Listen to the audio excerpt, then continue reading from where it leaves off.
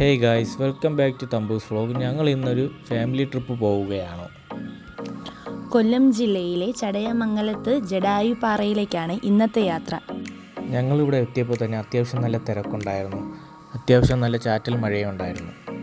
ഇവിടുത്തെ പ്രവേശന ഫീസ് എന്ന് പറയുന്നത് ഒരാൾക്ക് 250 രൂപയും അതുകൂടാതെ ടാക്സും വരുന്നുണ്ട്. ഇതുവഴിയാണ് നമുക്ക് മുകളിലേക്ക് പോകേണ്ടത്. ഈ നടപ്പാതയിൽ ശരിക്കും ചെടികളും മനോഹരമായ കാഴ്ചകളൊക്കെ കാണാൻ കഴിയുന്നതാണ്. ഇവിടുത്തെ പ്രവേശന ഫീസും കേബിൾ കാറിൻ്റെ ഫീസും കൂടി ചേർത്ത് 550 രൂപയോളം വരുന്നുണ്ട്. അതിനനുസരിച്ചിട്ടുള്ള ക്വാളിറ്റി സർവീസും അവർ ഇവിടെ കൊടുക്കുന്നുണ്ട്. ഇവിടെ മുകളിൽ എത്തുമ്പോഴത്തേക്കും ഒരു സെക്യൂരിറ്റി ചെക്കിംഗ് ഉണ്ട്.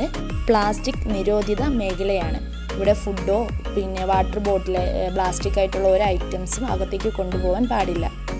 അവർ കർശനമായിട്ട് നമ്മുടെ ബാഗെല്ലാം ചെക്ക് ചെയ്യുന്നതാണ്. അങ്ങനെ പ്ലാസ്റ്റിക് എന്തെങ്കിലും ഉണ്ടെങ്കിൽ നമ്മൾ പുറത്ത് വെച്ചിട്ട് അകത്തേക്ക് കയറാവുന്നതാണ്. കേബിൾ കാറിൽ കയറണ്ട എന്നുള്ളവർക്ക് പുറത്ത് വഴി നമുക്ക് സ്റ്റെപ്പുണ്ട്, നടന്നു പോവാവുന്നതുമാണ് ജടായുപ്പാറയിലേക്ക്.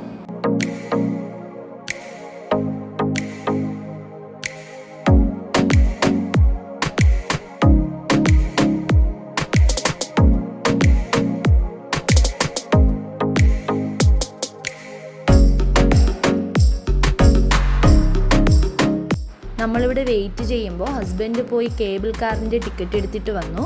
വീണ്ടും ടിക്കറ്റ് ചെക്കിങ് വരുന്നുണ്ട്. നമ്മളവിടെ കുറച്ച് ടൈം വെയിറ്റ് ചെയ്തു. അവർ ഓരോരോ സെക്ഷൻ വീതമായിട്ടാണ് നമ്മളെ വിളിക്കുന്നത്. ഇവിടെ നിന്ന് കുറച്ച് നടക്കാനുണ്ട്. സ്റ്റെപ്പിലൂടെ നമുക്ക് മുകളിലേക്ക് പോകണം. ഇവിടെ നിന്നും 2ാമത്തെ നിലയിലാണ് കേബിൾ കാർ സ്റ്റേഷനുള്ളത്. സ്റ്റെപ്പ് വഴി കയറാൻ ബുദ്ധിമുട്ടുള്ളവരാണെങ്കിൽ, അതായത് പ്രായമായവരൊക്കെ ആണെങ്കിൽ ലിഫ്റ്റുമുണ്ട്. ലിഫ്റ്റ് വഴിയും കയറാവുന്നതാണ്.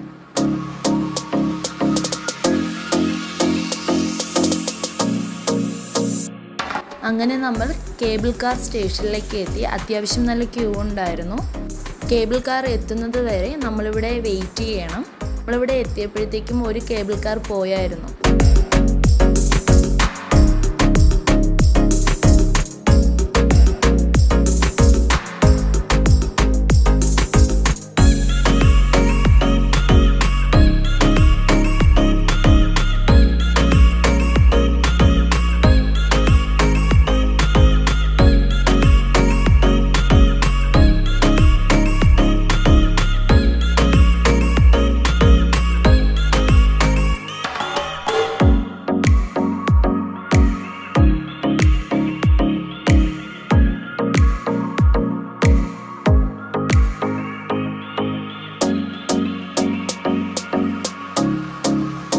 അങ്ങനെ ഞങ്ങൾക്ക് പോകാനുള്ള കേബിൾ കാർ വരുന്നുണ്ട്.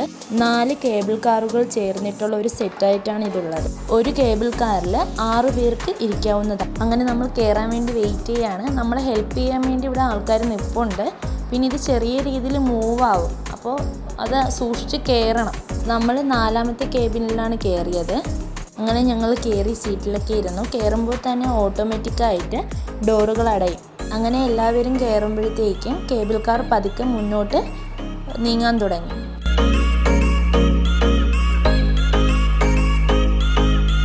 മുകളിലേക്ക് ഉയരും തോറും താഴേക്കുള്ള കാഴ്ചകൾ നല്ലതുപോലെ കാണാൻ പറ്റി. പിന്നെ നമ്മൾ താഴേക്ക് നോക്കുമ്പോഴത്തേക്കും നമുക്ക് ചിലവർക്ക് തലക്കറക്കമൊക്കെ ഉണ്ടാവും. എനിക്ക് ചെറിയ രീതിയിൽ എനിക്കും ചേച്ചിക്കും തലക്കറക്കം പോലെയൊക്കെ തോന്നി. ഇതുപോലുള്ള തൂണുകളിലാണ് കേബിൾ കാറിൻ്റെ കേബിളുകൾ കൊടുത്തിരിക്കുന്നത്. പിന്നെ നമ്മൾ കുറച്ച് ഫോട്ടോസും സെൽഫിയൊക്കെ എടുത്തായിരുന്നു. നമുക്ക് താഴെയുള്ള വ്യൂ നല്ലതുപോലെ കാണണമെന്നുണ്ടെങ്കിൽ ഒന്നുകിൽ ഫസ്റ്റത്തെ കേബിളിൽ കയറുക, ഇല്ലെങ്കിൽ ഏറ്റവും ലാസ്റ്റത്തെ 4ാമത്തെ കേബിളിൽ കയറുക. നമുക്ക് നല്ലതുപോലെ കാണാൻ പറ്റി. എന്തായാലും ഫസ്റ്റത്തെ ഒരു അനുഭവമായിരുന്നു കേബിൾ കാറിൽ കയറിയത്. മാക്സിമം നമ്മൾ എൻജോയ് ചെയ്തു.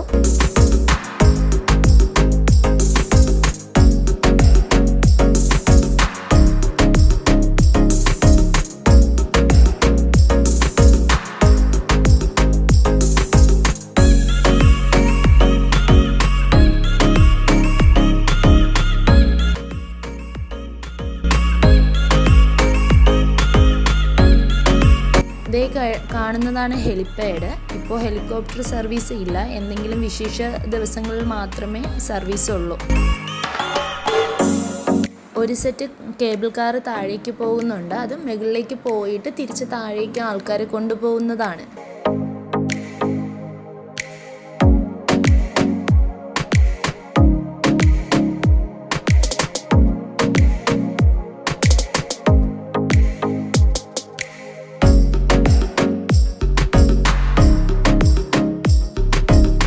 പാറകളുടെ ഇടയിൽ കാണുന്ന മരങ്ങളൊക്കെ വച്ചുപിടിപ്പിച്ചതാണ്. പ്രോജക്റ്റിൻ്റെ ഭാഗമായിട്ട് വച്ചുപിടിപ്പിച്ചതാണ്. ഇതിനു മുൻപൊക്കെ ഇവിടെ പുൽമേടുകളായിരുന്നു. മൊത്തം 65 ഏക്കർ സ്ഥലമാണ് ഇവിടെ ഉള്ളത്. അങ്ങനെ ഞങ്ങൾ മുകളിലത്തെ സ്റ്റേഷൻ എത്താറായിട്ടുണ്ട്. അങ്ങനെ ഞങ്ങൾ സ്റ്റേഷനിൽ എത്തി. ഇറങ്ങിയതിന് ശേഷം ഈ സ്റ്റെപ്പ് വഴിയാണ് മുകളിലേക്ക് കയറി പോവേണ്ടത്. നമ്മൾ കയറി വരുമ്പോൾ ആദ്യം കാണുന്നത് ജടായുവിൻ്റെ മുറിഞ്ഞു പോയ ചിറകിൻ്റെ ഭാഗമാണ്. ജടായുപ്പാറ കാണാൻ വന്ന നിരവധി ടൂറിസ്റ്റുകാരെ കാണാൻ കഴിയുന്നുണ്ട്. സമുദ്രനിരപ്പിൽ നിന്നും 1000 അടി മുകളിലാണ് ജടായുപ്പാറ സ്ഥിതി ചെയ്യുന്നത്. ദേ കാണുന്ന കേബിളിൽ കൂടി ആൾക്കാർക്ക് തൂങ്ങി മറ്റൊരു സ്റ്റേഷനിലേക്ക് പോകാൻ കഴിയും. ജടായു ശില്പത്തിന് 75 അടി ഉയരമുണ്ട്. ശില്പത്തിൻ്റെ നീളം 200 അടിയും വീതി 180 അടിയുമാണ്. ചെറിയ ചാറ്റൽ മഴയുണ്ടായിരുന്നു. ഇവിടെ നിന്ന് താഴേക്കുള്ള കാഴ്ചകൾ അതിമനോഹരമാണ്. നോക്കത്ത ദൂരത്ത് മേഘങ്ങളും മരങ്ങളും ഒന്നും തന്നെ പറയാതെ വയ്യ.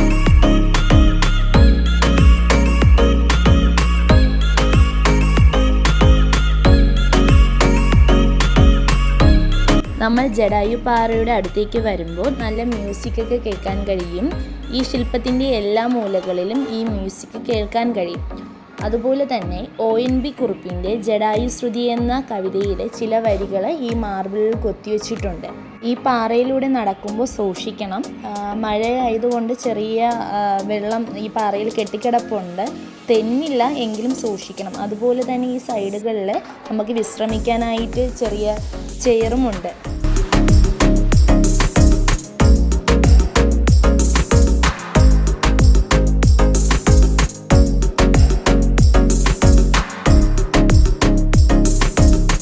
പിന്നെ നമ്മളിവിടെ കുറച്ച് ടൈം നിന്ന് ഫോട്ടോയൊക്കെ എടുത്തു. ചേച്ചിയുടെയും മോളുടെയും ഫോട്ടോസൊക്കെ എടുത്തായിരുന്നു. അതുപോലെ തന്നെ ഇവിടെ ജടായു ക്ഷേത്രമുണ്ട്. അതിൻ്റെ നിർമ്മാണങ്ങൾ നടന്നുകൊണ്ടിരിക്കുന്നതേ ഉള്ളൂ. അത്യാവശ്യം നല്ല തിരക്ക് കൂടി വരികയാണ്.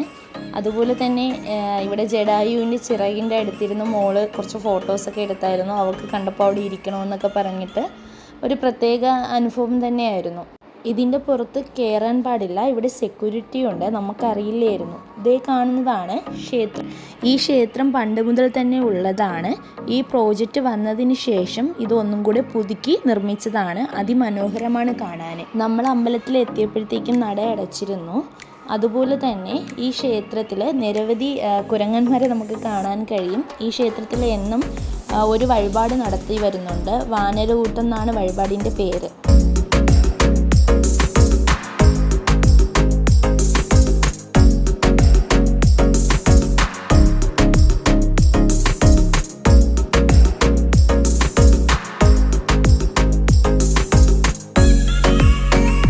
ഇവിടെ നിന്നിട്ട് താഴേക്ക് നോക്കുമ്പോൾ മനോഹരമായ കാഴ്ചകൾ ഒരുപാട് തന്നെ കാണാൻ കഴിയും.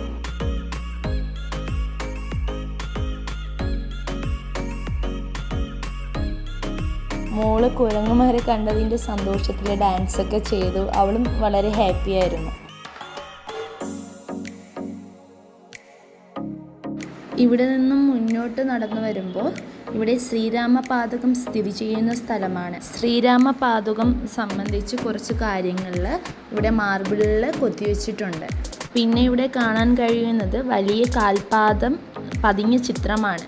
ത്രയായുഗത്തിൽ ജീവിച്ചിരുന്ന ആൾക്കാർക്ക് ഇന്നത്തേക്കാൾ 3 ഇരട്ടി വലിപ്പമുണ്ടായിരുന്നു എന്നാണ് അറിയപ്പെടുന്നത്.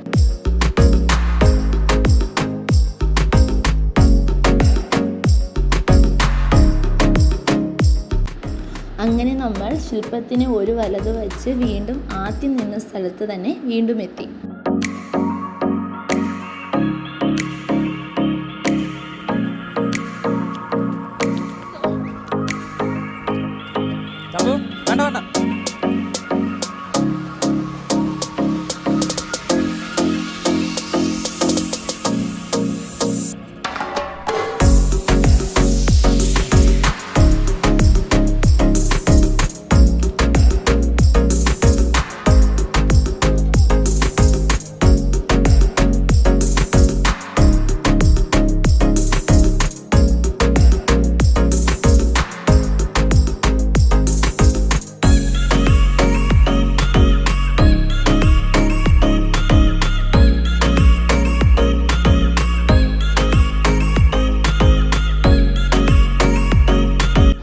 കാണുന്നതാണ് ഇവിടുത്തെ ഓപ്പൺ തിയേറ്റർ.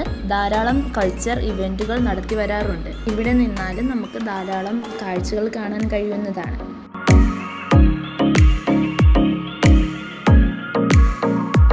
ഇവിടുത്തെ ഫ്ലോറ് കാണുമ്പോൾ മഴയായതും കൂടി കൊണ്ട് പായലാണെന്ന് വിചാരിക്കും. പക്ഷെ അത് പായലല്ല, പച്ച പെയിൻ്റാണ് അവർ കൊടുത്തിരിക്കുന്നത്.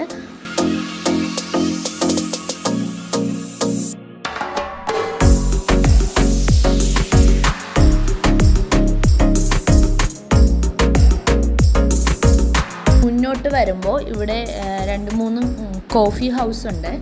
ജഡായു ക്ഷേത്രത്തിൻ്റെ അകംഭാഗം നിർമ്മാണ പ്രവർത്തനങ്ങൾ നടന്നു വരികയാണ്. 5 നിലയുള്ള മ്യൂസിയമാണ് നിർമ്മിക്കുന്നത്.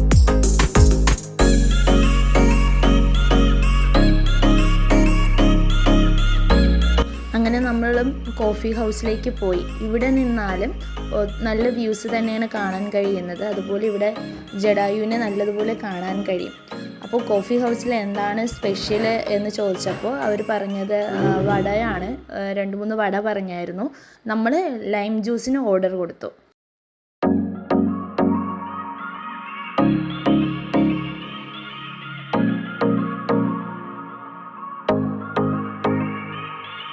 അങ്ങനെ നമ്മൾ ലൈമൊക്കെ കുടിച്ചിട്ട് മുന്നോട്ട് വന്നപ്പോൾ ദേ ഈ കാണുന്നതാണ് ആൾക്കാർക്ക് നടന്നു വരാനുള്ള സ്റ്റെപ്പ് എന്ന് പറയുന്നത്.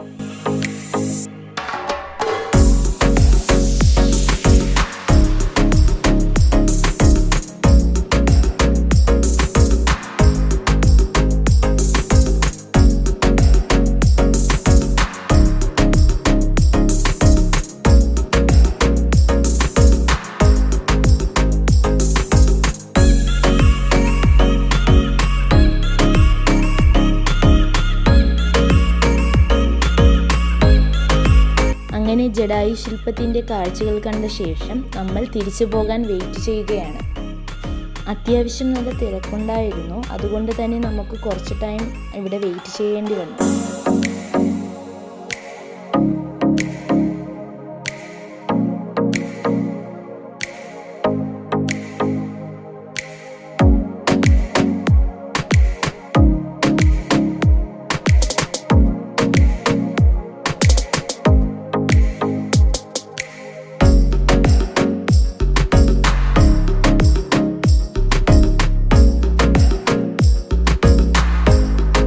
കുറച്ച് അധികം വെയിറ്റ് ചെയ്തതിന് ശേഷം നമുക്ക് പോകാനുള്ള കേബിൾ കാർ എത്തി. കേബിൾ കാർ സ്ലോ ചെയ്തപ്പോൾ അതിൻ്റെ ഉള്ളിൽ നമ്മളും കയറി. പിന്നെ ഒരു കാര്യം എടുത്തു പറയേണ്ടത്, കൈക്കുഞ്ഞുള്ള അമ്മമാർ ശ്രദ്ധിക്കണം. നമുക്ക് കയറാൻ വേണ്ടി കേബിൾ കാർ സ്ലോ ഡൗൺ മാത്രമേ ചെയ്തു തരൂ, പൂർണ്ണമായി നിർത്തിത്തരില്ല.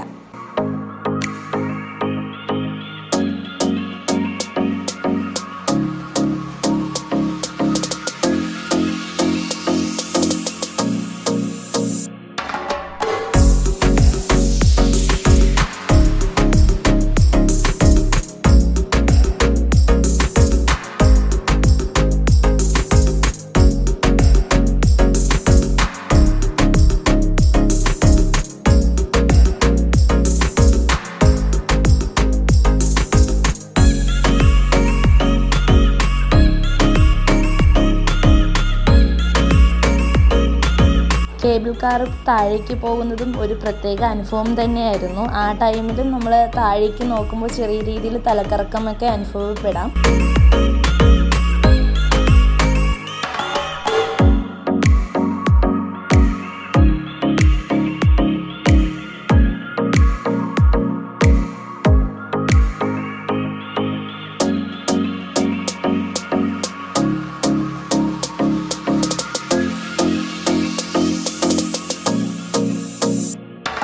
അങ്ങനെ നമ്മൾ തിരിച്ചെത്തി.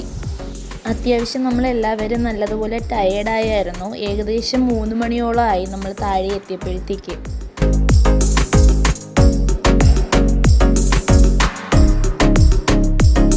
നമ്മൾ തിരിച്ചു വരുന്ന ടൈമിൽ നല്ല വിശപ്പുണ്ടായിരുന്നു. ഏകദേശം 3:30 സമയമായിട്ടുണ്ടായിരുന്നു. ലഞ്ച് ടൈം കഴിഞ്ഞിരുന്നു.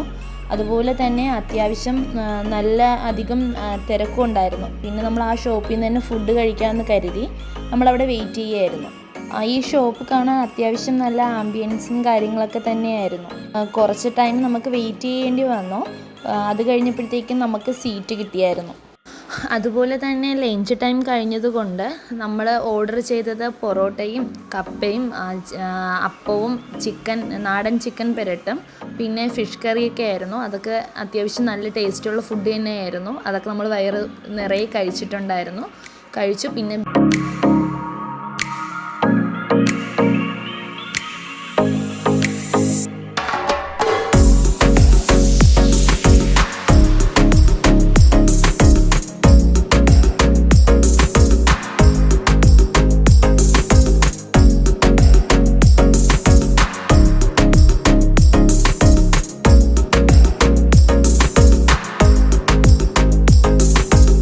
ഞങ്ങൾ വീട്ടിലേക്ക് യാത്ര തിരിക്കുകയാണ്.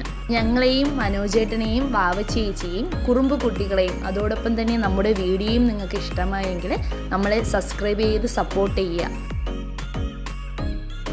മറ്റൊരു വീഡിയോയുമായി വരുന്നത് വരയ്ക്കും ബൈ ബൈ.